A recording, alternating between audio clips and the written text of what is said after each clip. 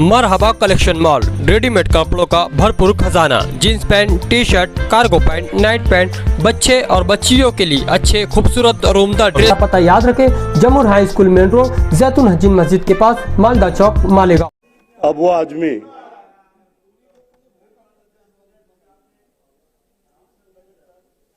Additional budget पर बोलने दिया, मैं आपका बहुत शुक्रिया अदा करता हूं अध्यक्ष महोदय।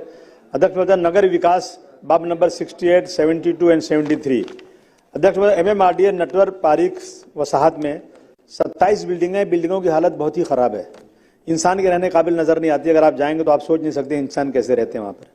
बड़ी मुश्किल से 17 बिल्डिंगों का रिपेयर हुआ, 10 बिल्डिंग का रिपेयर बाकी है। मैं निवेदन करता हूं जल्द से जल्द उसका रिपेयर कर दिया जाए। अध्यक्ष महोदय, शिवाजी नगर सिग्नल से एक ही एंट्री है अंदर जाने के लिए, जहां 15 रोड अंदर है। एक रोड पौना किलोमीटर के हैं। बहुत ट्रैफिक रहती है। घाटकोपर मानखुर रोड से 3 नंबर और 15 नंबर रोड से मेन रोड को जोड़ने के लिए बहुत जरूरी है। सरकार से निवेदन है कि उस पर जरूर कुछ काम करे। अध्यक्ष, शिवाजी नगर से मंडाला तक घाटकोपर मानखुर शिवाजी नगर पर ट्रैफिक बहुत बढ़ गई है। एक वहां बहुत बड़ा ब्रिज 440 करोड़ का बना है, इस पर हेवी गाड़ियां जाना बहुत जरूरी है। ये ब्रिज डिपार्टमेंट ने सर्टिफिकेट दिया है कि ब्रिज फिट है ऊपर से जाने के लिए।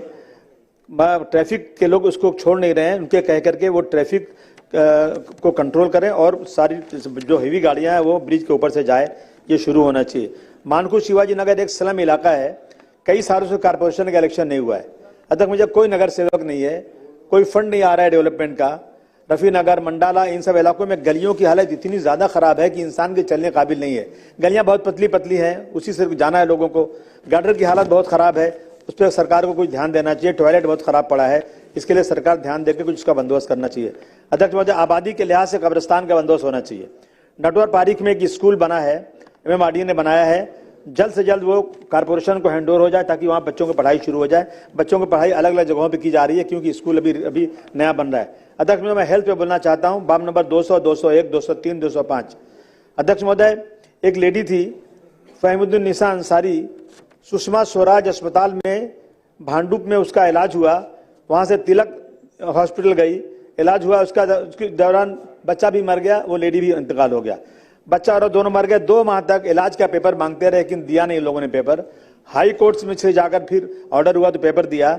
जो ये लोग जो मेडिकल की गाइडलाइंस है उसके मुताबिक काम नहीं कर रहे हैं। 72 घंटे में ये जाना चाहिए ऑर्डर की 72 आवर्स में अगर कोई पेशेंट कागज मांगता है तो उसको कागज मिलना ही चाहिए। अध्यक्ष महोदय, कुर्ला में भाभा अस्पताल में सहूलत बिल्कुल नहीं है। अभी जो बस कुर्ला में BST का जो बड़ा हादसा हुआ, बाबा नगर में जो लोग गए वहां कोई सुविधा ही नहीं है। वहां लोगों ने थोड़ा बहुत उनको मरहम पट्टी करके कहीं प्राइवेट अस्पताल में जाना पड़ा उनको, या साइन हॉस्पिटल में जाना पड़ा। बिल्कुल वहां पे कोई सुविधा नहीं है। CT स्कैन की मशीन खराब पड़ी है, सबको बाहर भेज दिया जाता है। अध्यक्ष महोदय, जो छोटे छोटे ये अस्पताल खुले हुए हैं अपने हम लोग एरिया में, ब्लड यूरिन की जांच बिल्कुल नहीं हो रही है, बाहर भेजा जा रहा है। इतनी बड़ी आबादी के इलाके में अध्यक्ष महोदय, ब्लड यूरिन के लिए बाहर भेजा जाता है, वहां नहीं होता है। पोस्टमार्टम के लिए साइन अस्पताल जाना पड़ता है या राजावाड़ी अस्पताल जाना पड़ता है। सिवाय सर्दी बुखार के इन मरीजों को कोई दवा वहां से मिलती नहीं। अध्यक्ष महोदय, सबको बाहर भेजते हैं। नायर अस्पताल इतना बड़ा हॉस्पिटल है अध्यक्ष महोदय, MRI मशीन बंद पड़ी है। अब जो कोई जा रहा है उसको हो ही नहीं रहा, उसको बाहर जाना पड़ता है। गरीबों की हालत खराब है। महानगर पालिका अस्पताल में दवाओं की बहुत मुश्किल है। लोगों को पर्ची पकड़ा दी जाती है, गरीबों को जाओ बाहर से दवा लेकर आओ। इस पे कुछ न कुछ सरकार को तुरंत एक्शन लेना चाहिए और दवाएं पूरा मिलना चाहिए। आयुष्मान योजना के माध्यम से अस्पतालों में एडमिशन नहीं ले रहे हैं कि 1-1 साल तक पैसा नहीं आता है, कहते हैं पैसा नहीं आता है इसलिए एडमिशन ही नहीं लेंगे, उनको रिफ्यूज कर दिया जा रहा है। और महात्मा ज्योतिबा फुले योजना से के जो पैकेज हैं उसमें ऑपरेशन जैसे वाल्व का रिप्लेसमेंट हो, ब्रेन की सर्जरी हो, इसके लिए पैकेज बहुत कम है। अगर जब तक इसका अमाउंट बढ़ाएंगे नहीं ना, गरीबों का इलाज वहां हो नहीं सकता। अध्यक्ष महोदय, जनरल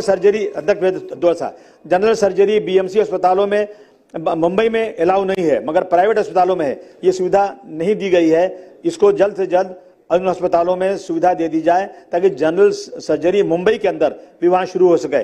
HBT अस्पताल जो सरकार ने शुरू किया है उससे मरीजों को बहुत फायदा है, लेकिन ब्लड टेस्ट नहीं हो रहा है। लैब को पेमेंट नहीं किया इसलिए उन्होंने ब्लड टेस्ट रोक दिया।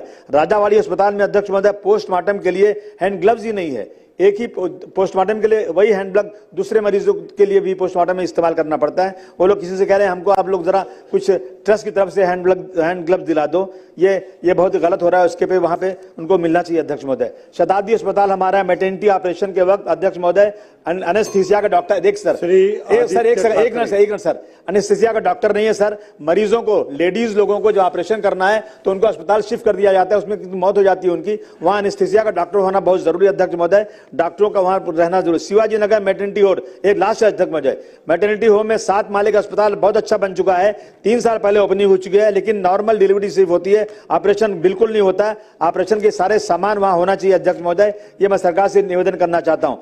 बीएमसी अस्पतालों में जो पेपर के लिए एक लाइन लगनी पड़ती है, बहुत लंबी लाइन लगती है पेपर बनाने के लिए, फिर डॉक्टर को दिखाने के लिए लंबी लाइन लगती है, उसके बाद दवा लेने के लिए लंबी लाइन लगती है, पूरा दिन मरीजों का चला जाता है। अध्यक्ष महोदय, दिल्ली में दवाओं के एटीएम है, पर्चा डालो दवा निकल आती है, ये सुविधा मुंबई में शुरू होना चाहिए। अध्यक्ष महोदय, हमेशा ये शिकायत आती है कि अस्पतालों में अध्यक्ष महोदय मरीजों को बाहर से दवा लानी पड़ती है और रुकना चाहिए। अध्यक्ष महोदय, एक चीज छोटी सी मैं आपसे जानना चाहता हूं। अध्यक्ष महोदय, एक सेकंड, सिर्फ एक पॉइंट ऑफ इंफॉर्मेशन बहुत जरूरी है।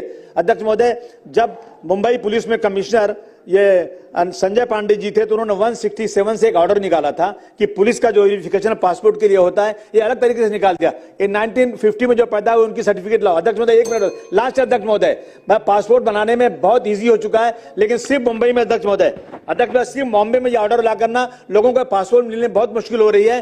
पूरे हिंदुस्तान में हो रहा है, थाना में हो रहा है, न्यू मुंबई में हो रहा है। मैं सरकार से निवेदन करना चाहता हूं, ये 167 का ऑर्डर जो है बिल्कुल इलीगल है, उसे जल्द से जल्द कैंसिल किया जाए ताकि लोग जैसे पासपोर्ट और जगह मिलता है मुंबई मिलना शुरू हो जाए। धन्यवाद अध्यक्ष महोदय।